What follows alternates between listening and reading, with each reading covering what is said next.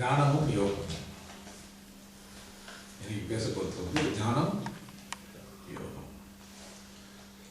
மனுஷன் பார்த்தீங்கன்னா பயங்கர அறிவாளி, ரொம்ப அபரிதமான அறிவு, சாதாரண அறிவுலாம் கிடையாது, ரொம்ப அபரிதமான அறிவு. ஒரு எதிர்காலத்தை இன்னைக்கு எடுத்து வரான், இல்லை நேற்றைய காலத்தை இன்னைக்கு எடுத்து வரான், ரெக்கார்ட் பண்ணி வச்சுக்கிறான் விஷயத்தெல்லாம்.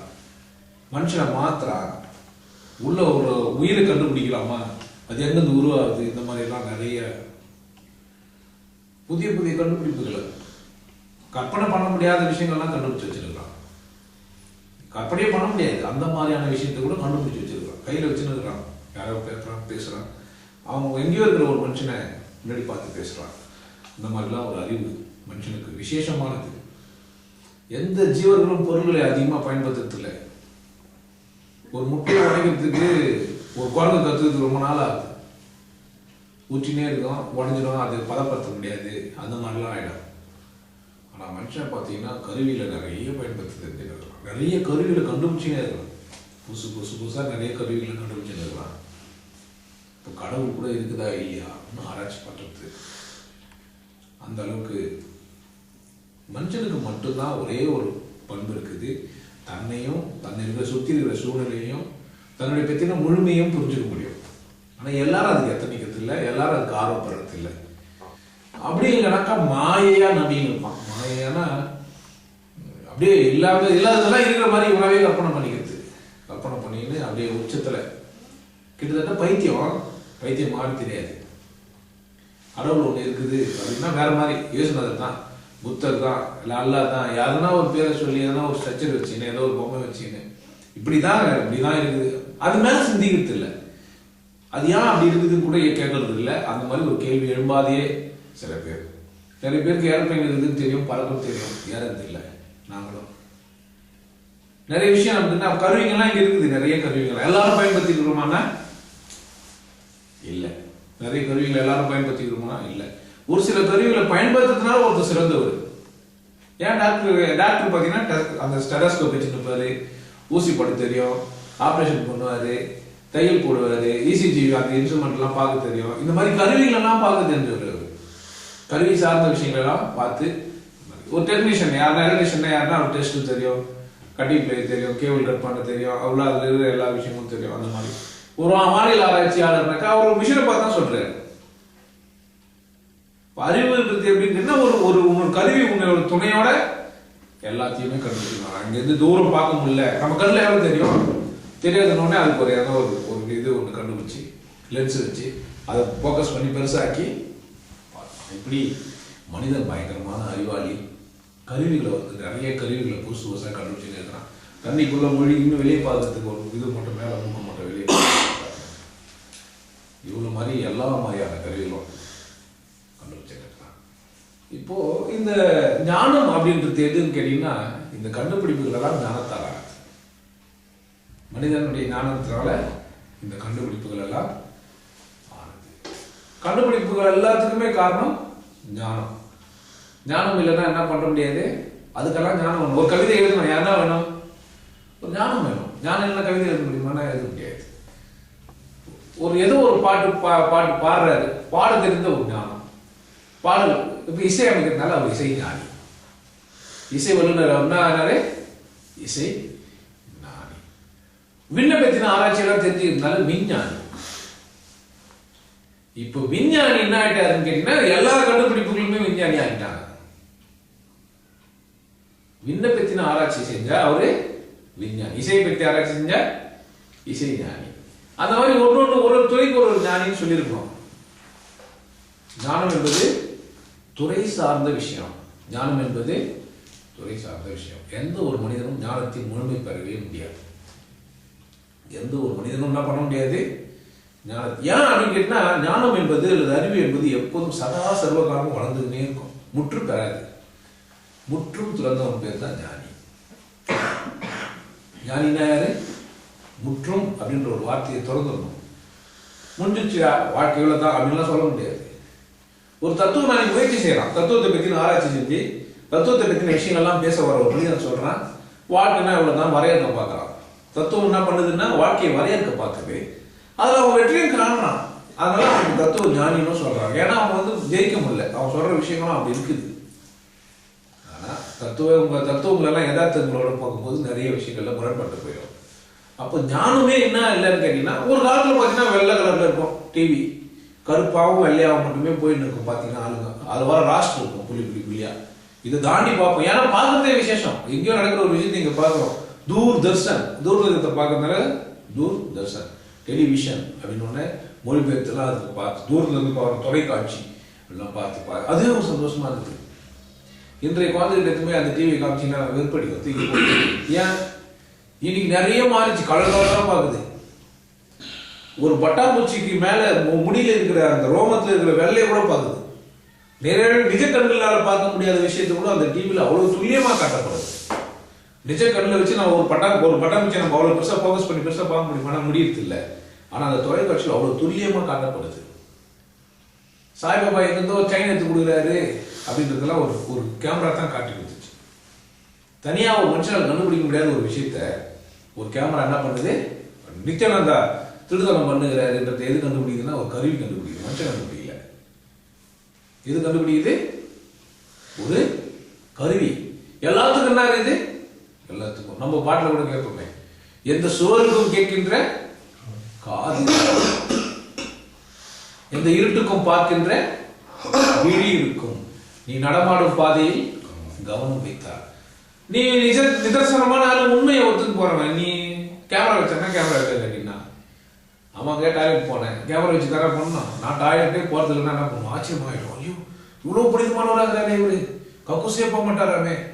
கக்கூஸ்ல ஒரு கேமரா, அப்போ கக்கூஸ்ல ஒரு கேமரா இல்ல, கக்கூஸ் போறதே ஒரு கேமரா என்ன பண்ணேன்? கக்கூஸ் போறதே ஒரு கேமரா 16 நாளைக்கு ஒரு முறை மகாவீரர் போயிருந்தாரு அந்த காலத்துல. அப்போ எல்லாத்துக்கும் கருவி வந்துச்சு.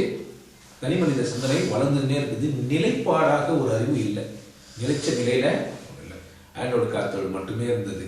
அப்புறமா கண்ட்ரோல் கிரிட்டு, டயோடு போல ட்ரையோடு, பெண்டகன்னு, எக்ஸகன்னு, அந்த டியூப் எல்லாம் வச்சுட்டான். எல்லாத்தையும் தூக்கி உள்ள வை. டிரான்சிஸ்டர் வெறும் மெட்டல் மட்டுமே, கெமிக்கல் மட்டுமே, சிலிக்கான், அந்த மாதிரி கருவிகளை வேற வேற ஒரு ஐசி, இப்போ இன்டகிரேட்டட் சர்க்யூட் 10 வாழ்வு செய்ய வேண்டிய வேலையை ஒரே ஒரு ஐசி கொண்டு எல்லாத்தையும் எடுத்துட்டான். கலரை எல்லாமே நான் அங்கேயே பார்த்துட்டேன். ஒண்ணுமே இல்லாத காத்துல இருந்து ஒரு சிக்னல் அனுப்பிச்சிட்டு இன்னொருத்தர் ரிசீவ் பண்ணி இன்னும் துல்லியமா ஆக்கணுமோ அவ்வளவு துல்லியமா ஆக்கு. சும்மா ஓசை மட்டும் எழுப்பி யாராவது தூரம் போறவங்க பேர் சொல்லி கூப்பத்தில் விசில் அடிக்கிறது எல்லாம் போய் போன் பண்ணி எங்கேயோ கடல் கடந்து இருக்கிறவங்கள கூட எல்லாம் பேசுற அளவுக்கெல்லாம் செஞ்சிருக்கிறதுக்கெல்லாம் காரணம் ஞானம். அது யோகம் ஆகாது, அது யோகம் ஆகாது. இன்னொரு விஷயம் இருக்குது. நீங்க கடந்த காலத்தையும் முன்பிறவியில கூட நீங்க ஆராய்ச்சி பண்ணணும். உட்காந்து முன்னாடி நான் வாழ்ந்தேன், ரொம்ப கஷ்டப்பட்டு உடம்பெல்லாம் எழுச்சி, பின்னாடி நான் இருப்பேன். நீங்களா உட்காந்து கற்பனை பண்ணி எப்படி இப்படி வாழணுன்ற மாதிரிலாம் நீங்களா இப்படிப்பட்ட அப்படி ஒரு வாழ்க்கை நீங்களே வாழ்றது, அதுவும் ஞானம் தான். ஞானின்ற யாருன்னா முக்காலத்தை உணர்ந்தவர், கேள்விப்பட்டிருப்பீங்க. ஞானி யார் அப்படின்னு சொன்னீங்கன்னா 3 காலங்களை உணர்ந்தவர். கருவிகளை பயன்படுத்துறது, அறிவாளியா இருக்கிறதுன்றது மட்டுமே இல்லாம எதிர்காலங்களை கூட நீங்க உங்களால கொண்டு வந்துட முடியுது. அந்த சக்தியை நீங்க கொஞ்சம் கருவியை மட்டுமே இல்லை, வெளிப்புறமான கருவிகள் மட்டுமே இல்லாம இந்த உடலையே கருவியாக மாற்றிக்கொண்டு, இந்த உடம்பையே ஒரு கருவியாக்கி உங்க அறிவு திறனுக்கு, உங்க அறிவுக்கு தீனி போட்டுக்கலாம். அப்படியும் சாதிச்சிருக்கிறாங்க. இந்த உடம்பை மட்டுமே, இந்த உடம்பையே கருவியாக்கி இதுலயே இருந்து இது மூலமாவே உலகத்தை எல்லாத்தையுமே பார்த்து இன்னது நடக்கலாம். ப்ரெடிக்ஷன்லாம் கொடுக்குறாங்க. ஒரு ஆள் பார்த்த உடனே நீ இத்தனை தேதி இந்த மாதிரி ஆயிடுவேன், கட்டாயம் அதே மாதிரி ஆகுது. ஒரு ஆள் பார்த்து இந்த தேதியில நீ மதிச்சிடுவ சொல்றான், நடக்குது. நீ இன்னைக்கு இந்த புடவை தான் கட்ட போற சொல்ல முடியுது ஒரு மனுஷனால. எதிர்காலத்தில் ஒரு மனுஷன் என்ன பண்ண முடியுது, சொல்ல முடியுது. அதெல்லாம் ஞானத்தின் உச்சகட்டம், அறிவின் உச்சகட்டம். ஒரு அறிவுக்கு எல்லன்னா இல்லை. ஆனா ஒரு சில மனிதர் அவனுடைய பண்புல என்ன பண்றாங்கன்னா இதெல்லாம் பண்ணுவான். நாளைக்கு என்ன நடக்கும், நாளைக்கு என்ன நடக்கும், நேற்று என்ன நடக்குது, வருங்காலத்தில் என்ன நடக்கும், உலகம் என்ன ஆக போகுது, எப்படி போயிட்டு இருக்க போகுது அப்படின்லாம். பிரம்மங்காரு அப்படின்னு ஒருத்தர் அப்படியே ஆசைய போகுது, 10 பேர் உட்கார வச்சுன்னு ஆசைய போகுது. பஸ் அப்படின்னு தெரியாது அவருக்கு. அது பின்னாடி பேர் வந்து பேர் வைக்க போறாங்கன்னு அவருக்கு தெரியாது. ஆளுங்களாம் உள்ள உட்காந்து போறாங்க, ஆசைய போகுது இல்லை. தெரியாது வாகனம்ன்றதெல்லாம். ஒரு கால தேர் பார்த்திருப்பாரு, குதிரை வச்சு ஓட்டத்தை பார்த்திருப்பாரு, இனி நாளைக்கு குதிரை இல்லாத ஒரு விஷயம் வரலாம்னு யோசிச்சிருப்பாரு. எப்படி யோசிச்சாரோ அது அப்பாற்பட்ட விஷயம். ஆனா பிடிஷன் கொடுக்குறாரு. 2 பறவைங்க வந்து பெரிய பெரிய மலையை மோதும் அப்படின்னு ஒருத்தர் சொன்னான். அந்த பிடிஷன் தான் இப்போ வந்து 2 பில்டிங் இடிச்சு வச்சுட்டாங்க. இப்போ இதெல்லாம் அந்த ஞானத்தோட சம்பந்தப்பட்டது. கருவிகளை கண்டுபிடிச்சு பண்றதும் ஞானம் தான். ஒரு துறை சார்ந்த அறிவு பண்றது, அறிவின் விரிவாக்கமும் ஞானம் தான். காலம் கடந்து சிந்திக்க தெரிஞ்சதும் கூட ஞானம் தான். இறைவனை ஞானத்தால் அடைய முடியுமானா முடியும். ஆனா என்ன இல்லை அப்படின்னு கேட்டீங்கன்னா அந்த உண்மை தன்மை இல்லை, யதார்த்த தன்மை இல்லை. ஒரு பாடலாசிரியர், ஒரு இசை ஞானி பாடல் எழுதி இல்லை இசையமைச்சு தர ரசிக்கும் போது அவர் ரசிக்க முடியுமா? ஒரு படைப்பாளி தன் படைப்பை படைத்துக் கொண்டிருக்கும் போது ரசிக்க முடியுமானா இல்லை. படைச்சிட்டு வெளியே வந்து திரும்ப. அப்போ படைப்பாளியா இருக்கும்போது அவர் ரசிக்க முடியறதில்லை. நான் பேசுறேன், நான் கேட்க முடியுமா? அடுத்து பேசுறதுக்கு தான் நான் வீடியோல எடுத்து போட்டு என்ன பண்ணலாம்? நானும் வந்து ரசிக்கலாம், நானும் அதை ரசிக்கலாம். ஓ இப்படி பேசுறேன், நான் நினைச்சேன் இது நல்லது இருக்குதா கெட்டது இருக்குதா. ஒரு கண்ணாடி முன்னாடி நின்று நான் என்னையே சரி செஞ்சுக்கிற மாதிரி இந்த கருவிகளை வச்சு நம்ம என்ன பண்ணலாம்? எல்லாமே செய்யலாம். எல்லாம் இந்த ஞானத்தால் ஆனது. ஞானம் ஒரு விசேஷம், இதுல எந்த மாற்று கருத்துமே இல்லை. தன்னை மனுஷன் சிந்திக்கணும். என்னடா நம்ம பிறந்தோம், என்ன வாழ்றோம், என்ன நடந்துருக்கு, இந்த பூமியில எப்படி இருக்குது, இதெல்லாம் சிந்திக்கலாம். எல்லாத்துக்கும் ஆதாரமா ஒன்று இருக்கும் அப்படின்னு நினைக்கிறான். இந்த ஞானத்தினால் என்ன செய்யலாம் அப்படின்னு கேட்டீங்கன்னா நிறைய கதைகளை சொல்லி வைக்கிறோம். கடவுள் வந்து இருக்குது, இல்லாம எதுவுமே இல்லை அப்படின்னு. பின்னாடி வரவனுக்கு புரியணுமே அப்படின்றதுக்காக வேண்டி சொல்லிட்டு பாருங்க. என் வாழ்க்கை எப்படி நடந்தது, ஞானத்தால் கதையெல்லாம் சொல்றாங்க. பின்னாடி வரவங்க படிக்கிறாரு, இவர் ஞானம் வேற மாதிரி. இது ஞானம் என்பது ஒரே மாதிரியான நிலையிலே இருக்கிறது இல்லை. ஞானம் என்பது என்ன மாதிரி இருக்கிறது இல்லை, ஒரே மாதிரியான நிலையில இருக்கிறது இல்லை. ஏன்னா பொருள் மாறி இருக்குது. பார்க்கப்படும் ஒரு பொருளும் மாறிக்கினே இருக்குது, நிலையானது இல்லை. அப்போ ஒரு நாள் பார்க்கும்போது ஒரு மாதிரியாகவும், இன்னொரு நாள் பார்க்கும்போது இன்னொரு மாதிரியாகவும் இருக்கு. பார்க்க பூமி எல்லாம் இருக்குது, நம்ம நல்லா சொப்ப சீரடா இருக்குன்னு சொன்னா ஏதோ ஒரு தட்டு கட்டமா இருக்குது, அவ்வளவுதான். ஒருத்தர் சொல்லிட்டு போறாரு, அவர் ஒரு ஞானி தான், சாப்பிட்டு சொல்றாரு. பின்னாடி இன்னொரு ஞானி வரான், இந்த பக்கம் கடல்ல போனா அந்த பக்கம் வர முடியுது, பூமி உருண்டையா இருக்குது, கொலை பண்றாங்க. ஏன்னா ஒரு ஞானி அப்படின்னு ஒருத்தன் எடுத்துனான்னா அவனுக்கு ஒரு கூட்டம் சேருது, அவன் சொன்னது சரி அப்படின்னு நிரூபிக்கிறதுக்காக போராடுறாங்க, வன்முறை கையாளுறாங்க. நான் சொல்றதா சரி அப்படின்னு. ஆனா உண்மையிலே ஞானிகளுக்குள்ள முரண்பாடு இல்லை. அந்த மனுஷன் செத்து போயிட்டான், உலகம் கட்டமா இருக்குன்னு சொன்ன மனுஷன் சொல்லிட்டு செத்து போயிட்டான். ஆனா அது நம்பிக்கினே இருக்கிற கூட்டங்களால் மட்டும்தான் இங்க பிரச்சனை. நம்புற மனிதர்களால் மட்டும்தான் என்ன நடக்குதுன்னா எல்லா வன்முறை செயல்களும் நடக்குது. வெறும் நம்புறது. ஒண்ணு அதை நம்புவான், இல்லை இதை நம்புவான், இல்லை எதெல்லாம் நம்புவான். நம்மளே கூட நம்புறதுக்கு தயாராகிடுவோம். சிவகுமார் ஒரு பெரிய அறிவாளி, சிவகுமார் ஒரு ஞானி, சிவகுமார் ஒரு சிவயோகி அப்படின்னு நம்பிடுவோம். ஏன் ஒரு சிவயோகி அப்படி எப்படி ஆராய்ச்சி சிந்திச்சு அதை புரிஞ்சுக்கிறதுன்றது கிடையாது. நம்புறதுலாம் தயார். ஈஸியான வேலை, ரொம்ப எளிமையானது எது அப்படின்னு கேட்டா எதோனாலும் நீங்க எதை சொன்னாலும் நம்பிக்கலாம் இருக்கும். ஏன்னா ஐசக் நியூட்டன் சொல்றாரு, மேல இருந்து பூமி இழுகுது, நம்ம நம்ப வேண்டியதுதான். நிறைய பேர் நம்பி தான் எல்லாம் புரிஞ்சு வச்சுக்கிறாங்களா? இல்லை, புக்கெல்லாம் படிப்போம் ஸ்கூலெல்லாம், பின்னாடி வந்து பார்க்க அல்லது செய்து பார்க்க, சோதனை செய் அப்படின்னு போட்டு வச்சிருப்பாங்க. எத்தனை பேர் சோதனை பண்ணி பார்த்துருப்பாங்க? இல்லை. டீச்சர் அது மாதிரி சொல்லியிருப்பாங்களா? இல்லை. இப்போ சிபிஎஸ்சின்னு ஒன்று போட்டு அது மாதிரிலாம் பண்ணி பார்க்கணும், கட்டாயம் பண்ணணும் அதை. ஏன்னா ஒரு மனுஷனும் அதை கட்டாயம் அனலைஸ் பண்ணி புரிஞ்சுக்கணும் அப்படின்னு ஒரு ஆர்வம். எந்த தான் இருந்தாலும் வெளியே இருந்து உங்களுக்கு பண்ற விஷயங்கள்லாம் இருந்தாலும் உங்களுக்குள்ளவே அதை தேடி அதை கண்டுபிடிக்கணுன்ற ஆர்வம் தானே. அந்த உத்வேகத்தை தரத்துக்கு பேர் ஞானம். உங்களுக்குள்ள ஒரு உத்வேகத்தை தரணும், அந்த அறிவு உங்களுக்கு ஏற்படணும், ஒரு தாகம் ஏற்படணும்ன்றாங்க.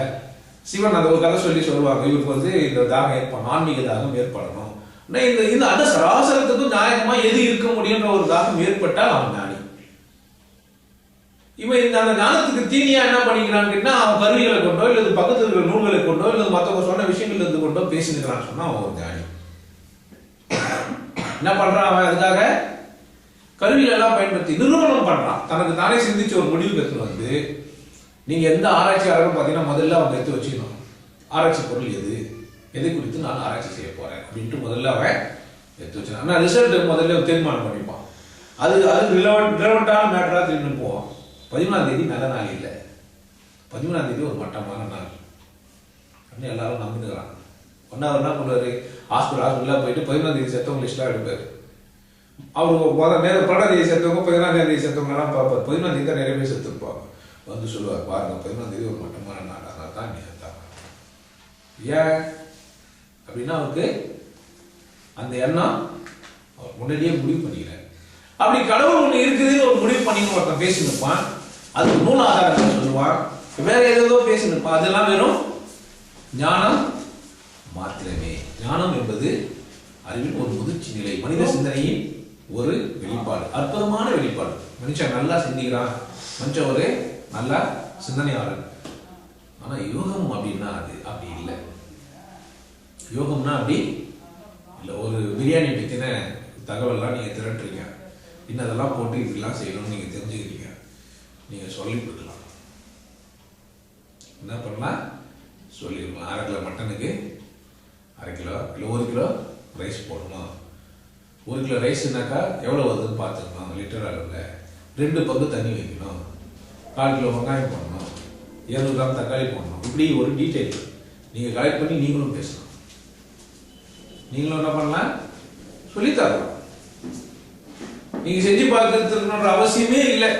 ஒன்று படிக்கலாம், நீங்க பேசலாம், நீங்க இன்னொருத்தருக்கு சொல்லியும் கொடுக்கலாம்.